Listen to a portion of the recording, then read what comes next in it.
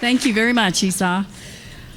Now it is my great pleasure to introduce our new Democratic governor. Actually, she's been at it for a little bit now.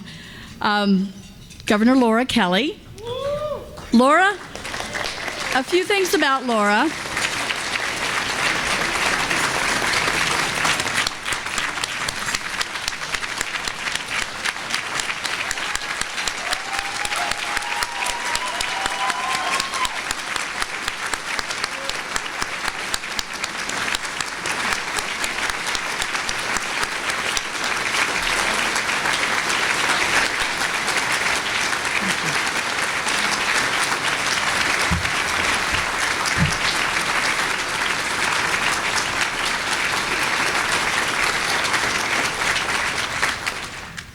Governor Kelly has made it her life's work to fight for children and families in her community on the job as a four-term state senator and now as governor.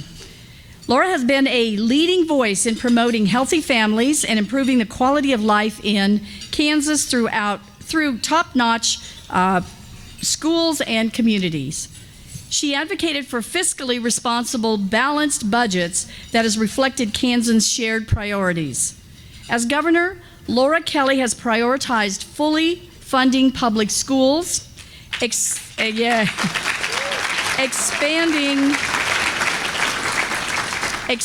affordable health care, yes,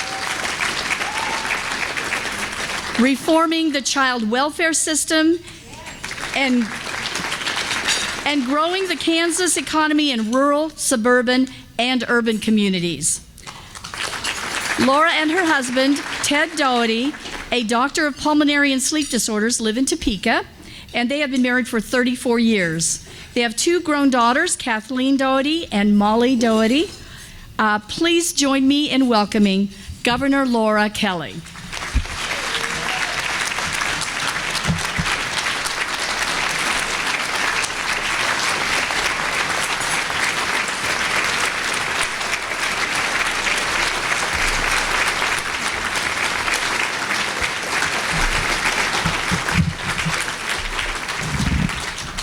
Just so my oldest daughter won't think that she was born out of wedlock, I've been married 36 years. At any rate, well, this is a terrific crowd. Yeah, I've been to Demofest before, and this crowd has got to be a record breaker. It's great to see you all here. And what's particularly great, I love people of my own generation, but seeing all of you young Democrats here, it's heartwarming. Gives me real hope for the future. So I do want to thank the Kansas Democratic Party for putting this event together. I know how much work it is.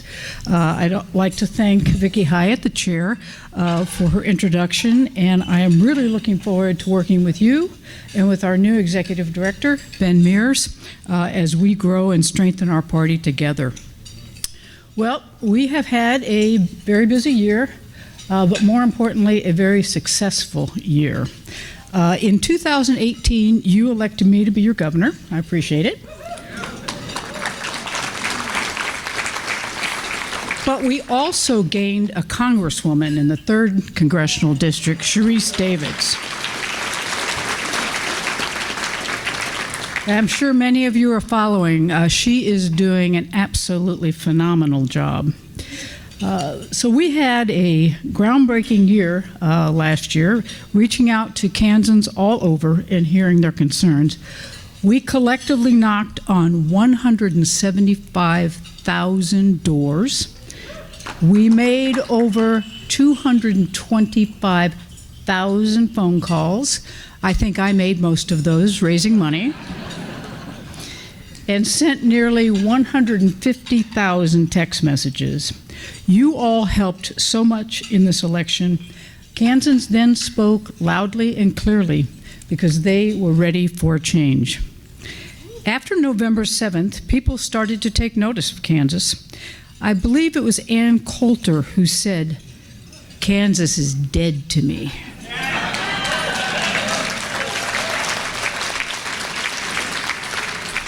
And that's fine. Considering the source, that must mean we're on the right track. So, on Inauguration Day, January 14th, it was freezing on the steps of the Capitol, but I was standing there shivering in front of three banners: equality, education, and opportunity. And I made a promise. I made a promise to rebuild our state, to bring us out of the shadows of the past, and to put Kansas back on the map. That has been my guiding principle, and it will continue to be for the next 3.5 years or 7.5 years.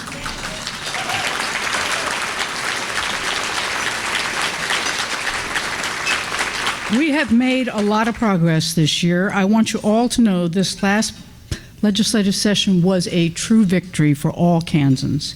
When I announced my campaign, you may recall that if elected, I committed to being the education governor. Our state needed to support education on every level more than ever. To all the educators, active or retired in this room, thank you. You are my heroes. Day after day, year after year, educators show up early, stay late, all for the benefit of our children. Our public schools impact all of us. They are in so many ways the keys to our children's future success, but also the growth and prosperity of our communities. There's absolutely nothing more important than educating our young.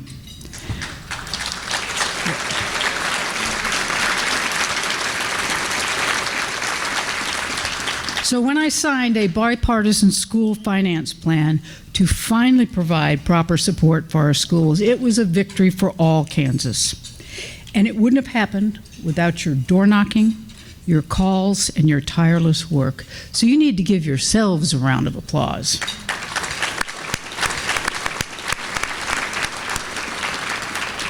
We can also say that, finally, after seemingly endless years of litigation, the Supreme Court ruled the state has adequately funded our schools. It was important to students and schools statewide. Wherever they live, children should never have to worry about having supplies in their classroom. They should never be sitting in cramped rooms shoulder to shoulder. And they should never see schools drop a day of classes because they can't afford a 5-day week. We fulfilled our moral obligation to make our children have access to quality education. After all, they are the greatest investment in the future. They are our future. They are our future. And that means each and every one of them deserves better, including those in our broken foster care system. It is no secret that the foster care program was in turmoil and kids were in jeopardy. It was immoral. So we hired 42 new qualified social workers who will help lower caseloads and have more time to invest in helping vulnerable children and their families.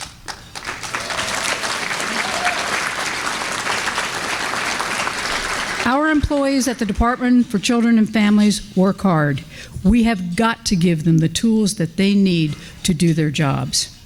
Additionally, the legislature endorsed the Family First Prevention Services Act, which will draw down millions in federal funds to help these vulnerable Kansas families on the front end before they need the foster care system. These are our first steps forward. There's much more to do. One way we can keep these kids out of foster care and out of our juvenile detention centers is through something I strongly believe in: a robust, comprehensive early childhood system.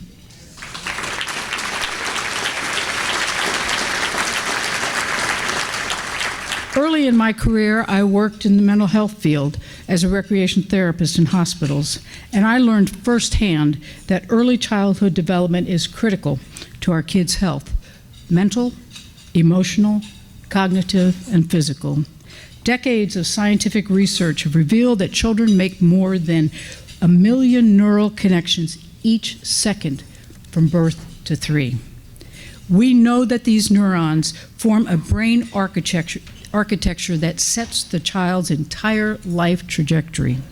We know that these developments are cumulative and sequential, which is why our efforts to build a future workforce pipeline hinge on this critical period of life. Another way we're working to improve lives in Kansas is investing in the arts. The arts are valuable for the culture,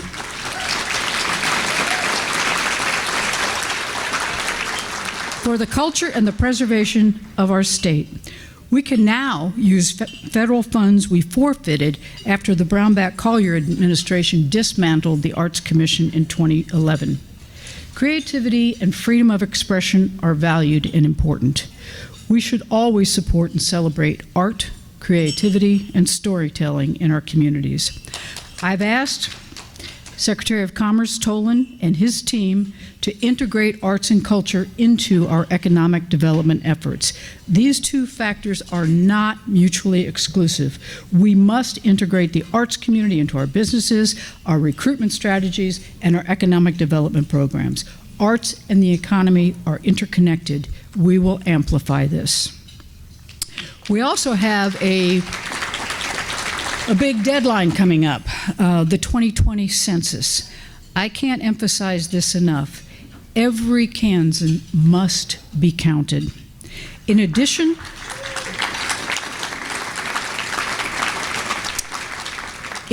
to the amount of federal funding that's on the line, we need an accurate count of people in our communities so we can properly plan for the future. The census count also determines the number of representatives Kansas will have in Congress, and we cannot afford to lose a House seat. To help ensure accuracy, I've established an ambitious group, the Kansas Complete Count Committee, led by a Democrat, Brian McClendon.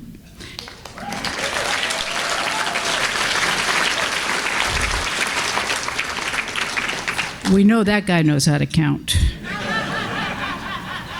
And a Republican, Joyce Warshar from Dodge City. They are ready to take on this challenge, and I look forward to their efforts to raise awareness and develop a strategy to ensure that every Kansan is counted. Not here right now because he's resting up. The Lieutenant Governor, Lynn Rogers, has been busy since we established the Office of Rural Prosperity. He has toured over 40 towns and traveled nearly 5,000 miles into our rural areas. He's hearing about the concerns of our rural people have when it comes to their communities. They're thinking about healthcare, recruiting healthcare professionals, adequate housing, and property taxes. But the one thing that is their biggest concern is access to broadband. We're working with stakeholders and plan to partner with them to significantly increase high-speed access. That will have a huge impact on our schools, our hospitals, and e-commerce. Recently, CNBC labeled Kansas the comeback state of the year.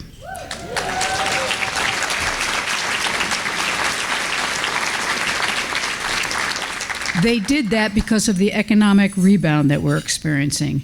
The Brownback-Collier tax experiment wrecked state finances and decimated core services. And while I would like to take credit, and will whenever I have to, for this recognition of our rebounding, the credit has got to go to a bipartisan group of legislators who came together to repeal the Brownback-Collier tax experiment in 2017.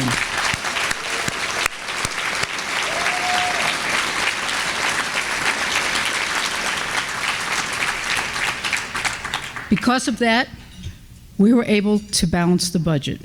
You know, the day after I was elected, I got to sit, actually for the next 10 days, in a windowless room in the Land and State Office building, working on my favorite thing, the state budget.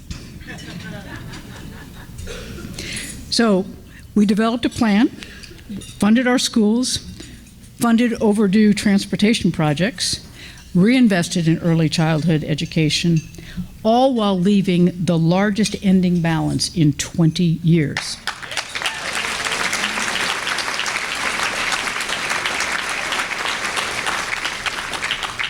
And all without a tax increase, as promised. And speaking of taxes, I also established the Governor's Council on Tax Reform. We will pursue common sense, bipartisan reform of our state's tax code.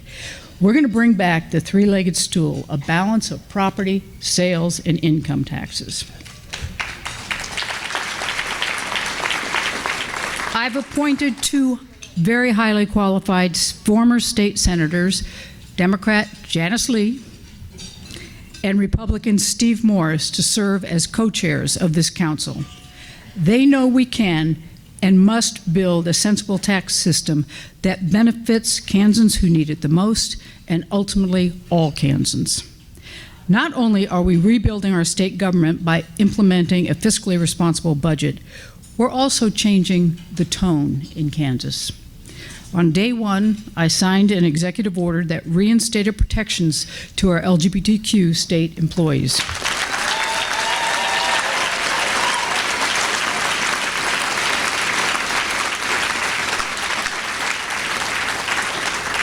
But my administration did not stop there.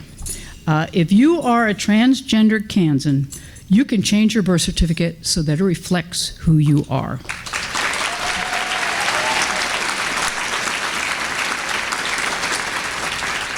We issued new guidelines for our LGBTQ children in foster care. They will be respected for who they are.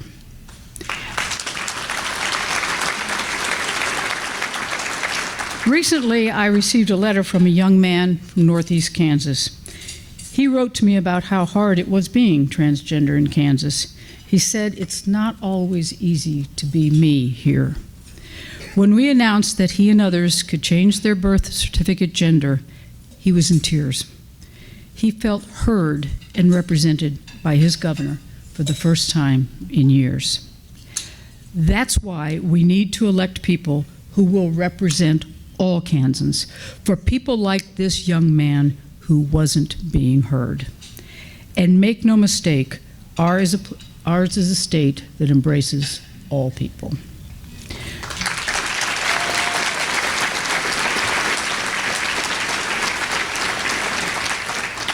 We're here today celebrating democracy at its finest, but we're also kicking off an important election cycle. It's been a challenging couple of years for America. We've seen the politics of attack, insult, and divide take over so many of the things we hold dear. And it has seeped down from Washington into our day-to-day lives at the family dinner table, across the fence with our neighbors. Everything we've come to cherish is being tested right now, and basic civility is hard. I'm trying to do things differently here. This way of politics, with the Twitter attacks and the cable news insults, it's not who we are. Our state has always been on the forefront of progress.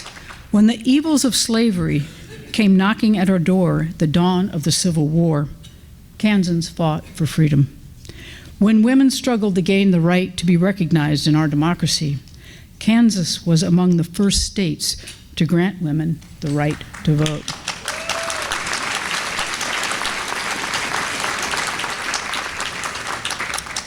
Kansas is the only state that has elected 3 Democratic women as governor.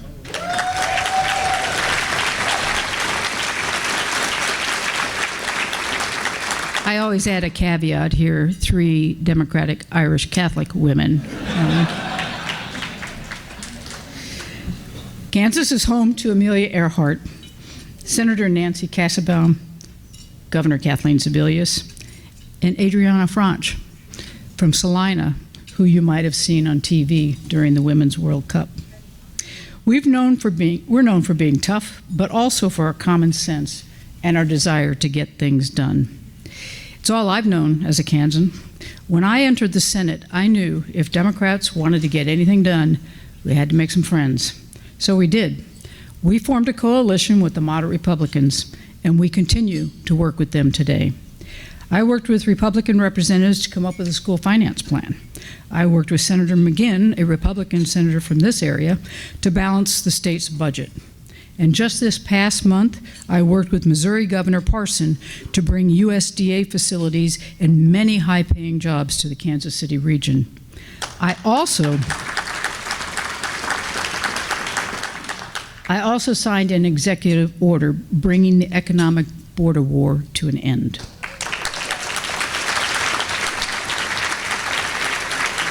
You know, for years, Kansas and Missouri provided incentives to companies to just jump across the Kansas City border. It was expensive, it was wasteful, and it didn't promote job growth or creation. The estimated cost of this cross-border sniping has been pricey. Missouri spent about $151 million on such incentives. Kansas spent $184 million. A sincere effort to end the border war that's cost both states many millions of dollars eluded the previous administration. But as promised, I went to work and immediately started to collaborate with Missouri. Working together, we can accomplish a lot. I would be remiss if I didn't mention today an issue that we must deal with. Last weekend, 31 people died in mass shootings in places they thought were safe. That's 31 people who will never get to call their best friend and wish her a happy birthday. That's 31 people who will never attend their nephew's wedding. That's 31 people who will never again drop their children off at school. Every day, there are more shootings, more victims of gun violence, nearly 30,000 per year. Enough is enough.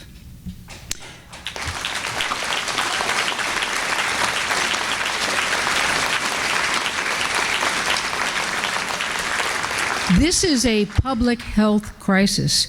We should not have to worry about getting shot when we go to the grocery store, when we go to the movies, when we go to school. I promise we will change this. We're going to bring together folks from both sides of the aisle. We're going to have these difficult conversations, and we're going to make the changes necessary to keep our communities and our people safe. You know, Moms Demand Action has said it best. For those taken today, for those taken yesterday, for those tomorrow, we will not give up the fight to end gun violence.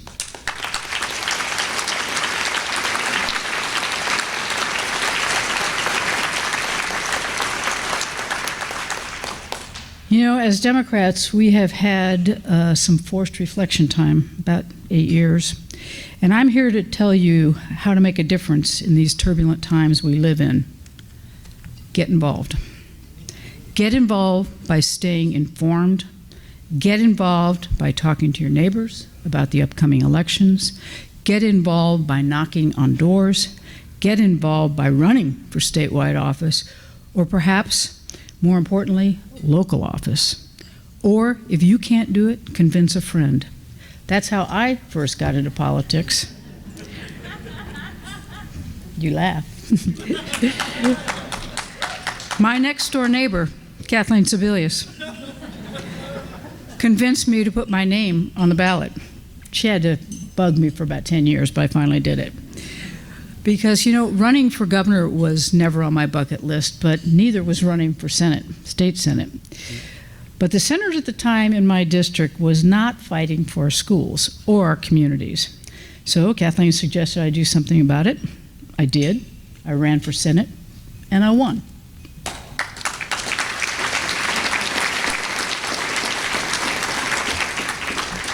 And you can do that too. The 2020 election cycle is imperative. This is no surprise to any of you. We've got a lot of work to do, but let me give you just one example of why the Kansas House and Senate races are critical. Approximately 150,000 Kansans will go without access to affordable health care again this year. This was preventable. We could have expanded Medicaid 3 months ago. In fact, the Kansas House passed a bipartisan Medicaid expansion bill similar to the one that the entire legislature passed in 2017. Sam Brownback vetoed it. This year, the bill was supported by a large majority of Kansans, Democrats and Republicans alike, but the bill never made it to the Senate floor for a vote. How did that happen? Let me tell you. There were just two people who made sure to halt any discussion, any debate, any compromise, any dialogue.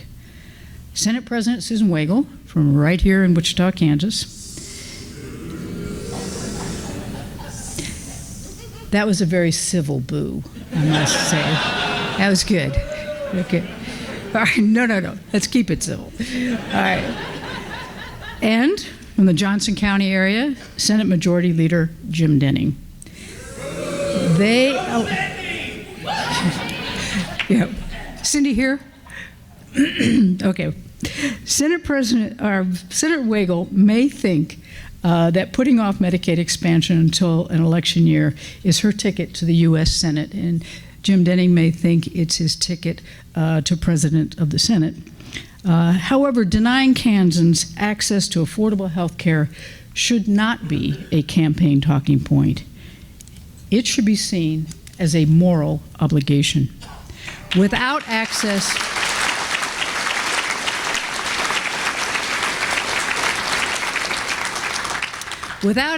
to affordable health care, it's literally a matter of life and death for so many. We must continue to fight for access to affordable health care, for our children's safety in and out of the classrooms, and for our LGBTQ community. Let's bring Kansas out of the shadows and again be the forward state we once were. It's time for more of us, more of you, to get involved. If you're a mother whose child isn't getting proper health care, join a phone bank. If you're a young professional who is frustrated with the financial burden of college debt, knock on doors. If your sister is disabled and falls into the Medicaid expansion coverage gap and you're tired of it, run for office. If you have good ideas on how to improve this state, we're all ears. We're ready to hear. I can sign a bill into law. I can appoint the right people to boards and commissions. I can build an overly qualified cabinet, but I can't do any of it alone. To make the change we need, it will take more leaders in our communities putting the health and well-being of all Kansans first. It will take leaders who embrace the values that made our state great. It will take all of you. Thank you.